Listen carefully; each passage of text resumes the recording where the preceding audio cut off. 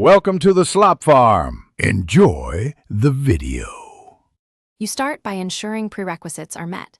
Confirm your phone, tablet, or TV supports low-latency codecs like aptX Low Latency, or AAC.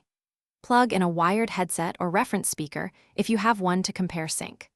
Once done, pair the Bluetooth speaker or headphones and enable any low-latency or developer audio settings on the source device.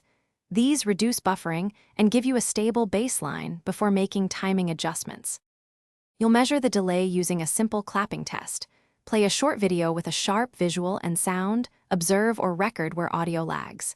Then open your audio delay control in the Media app, TV settings, or a third-party utility and adjust in small increments. Once you begin, change by 10 to 25 milliseconds at a time, test again, and repeat.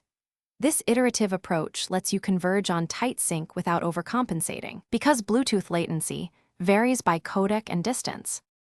You finish by locking in the setting that works across content.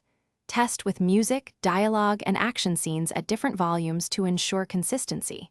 If audio drift reappears, change codecs if available, minimize Wi-Fi or microwave interference, or reduce the distance between devices. If nothing helps, restart and repair both ends. Sometimes resetting the Bluetooth stack clears errant buffering. As a last resort, use a wired connection or an external transmitter with aptX Low Latency to guarantee sync. Thanks for watching. Consider subscribing if we helped you today.